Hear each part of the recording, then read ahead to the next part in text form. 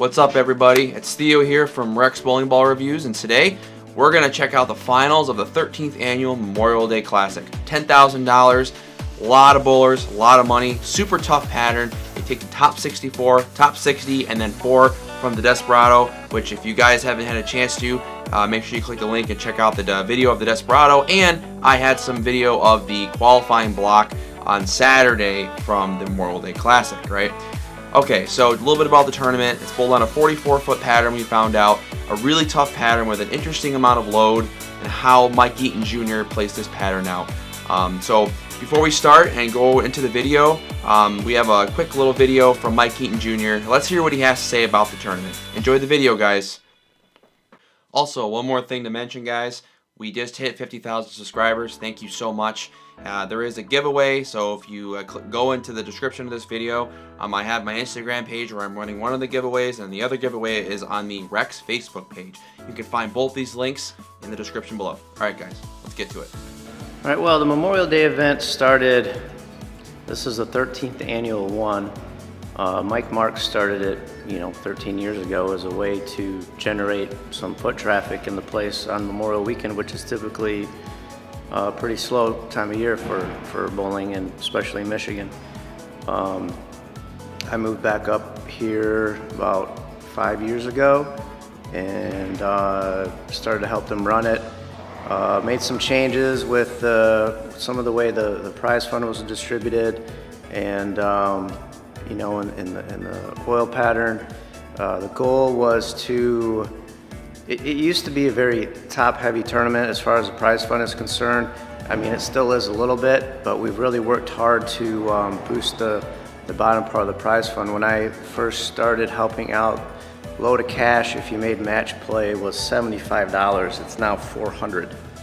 And first place has stayed the same at $10,000, but my theory is that if you can keep a lot of the bowlers happy that make match play, and they can pay for a lot of their trip with the $400, then we'll boost that bottom up, and then once we do that, we can start working on the first place prize here in the future.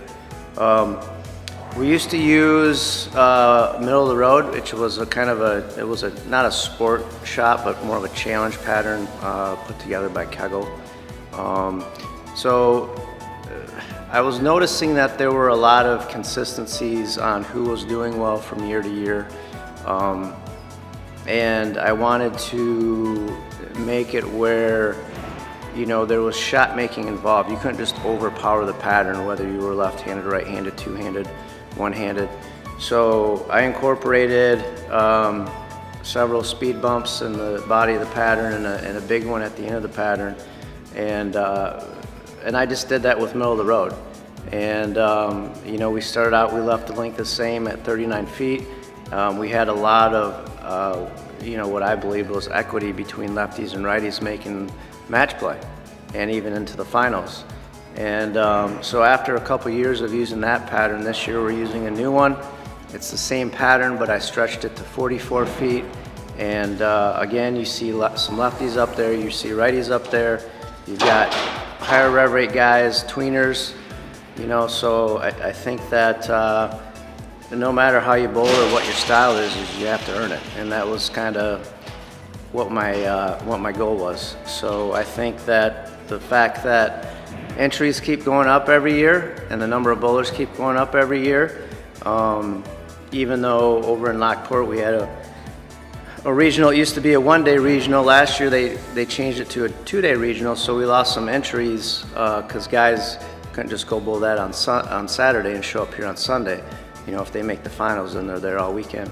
But our entries still keep going up, so I think we're on the right track. And it's super grueling for me. I mean, I get up at 6 and I get home at 1 in the morning, for 4 straight days. And I've got a lot of great people that help me out, and a lot of good friends that come and bowl it and show their support by participating, and I super appreciate it, and hopefully we can keep growing. So. Alright guys, so we're going to just kind of dive into your round of 64. You guys are going to notice I'm going to go a little bit back and forth, just show some matches here. Anthony Dodge from Team Rex versus Ryan Kendall. I did not have the opportunity to get every single match and every shot for every single bowler. So you guys are just going to see a variety of shots from super, super talented players. Here's the next match, Casey Cohagen versus Nick Luther. Casey throws the ball really, really well. It was incredible to see Casey get the ball to shape up so much in this pattern, especially with it being 44 feet, having all those speed bumps. Here's Nick Luther, collegiate talent in the area. That kid's pretty good, guys. You got to look out for him.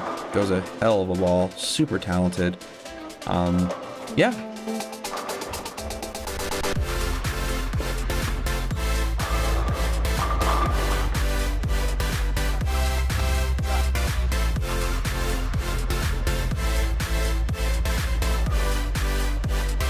Kind of going ahead here.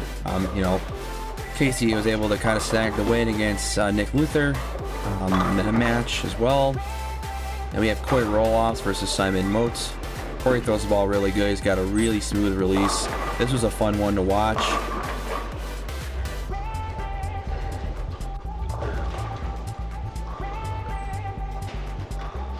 Simon throwing the urethane there, which is pretty clutch. I think it's attitude control. And I believe Corey's throwing a 1. Ebonite the 1.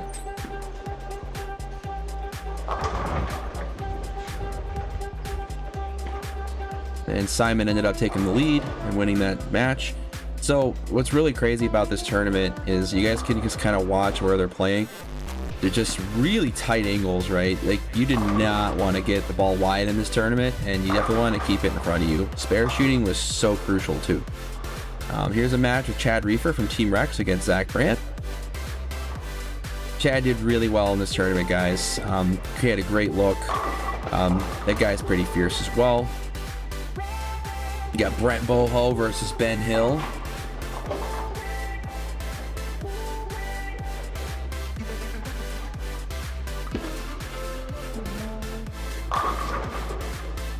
Cody Shoemaker versus Jesse Koch.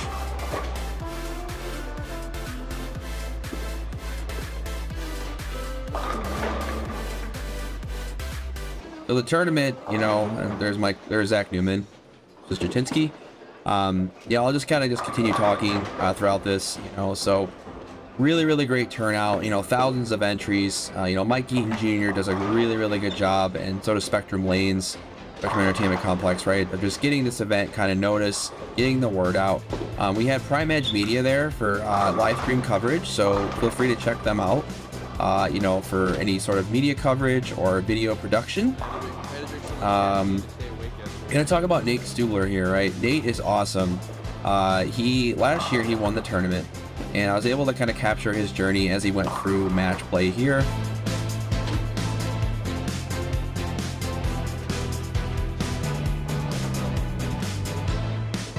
Got some Tom Smallwood action.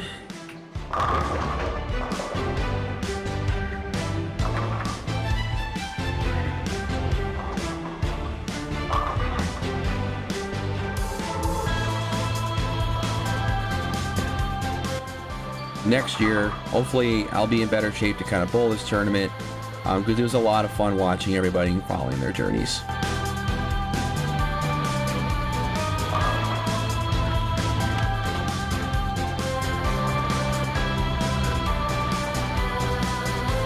Got Stubbs here with a nice one. So Stubbs had a little bit of a cheerleading section for him as he was bowling. So let me see. Who do we want to win? Who do you want to win this match? So Nathan Stubler. Nathan Stubler. Yeah. He's our bestie. Stubby is our bestie. All right. Always nice to have that support. Gotta give these guys credit though, all this bowling, you know, all these matches. Hours and hours of bowling, you know, it's strenuous. So I give it to any of the players here that came out to bowl the tournament and even tried in the rainbow squats. You know, come out here and bowl and try to do your best. That's really what matters. There's Brandon Novak. Very, very interesting style of approach. This was a really close match against Brandon Clemmer. Another very talented player, super smooth. Great job this weekend.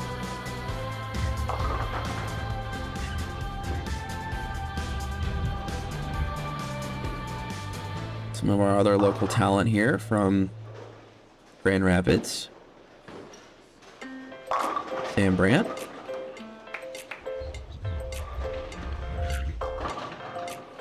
Here's Chad kind of finishing off his match against Nathan Stubler.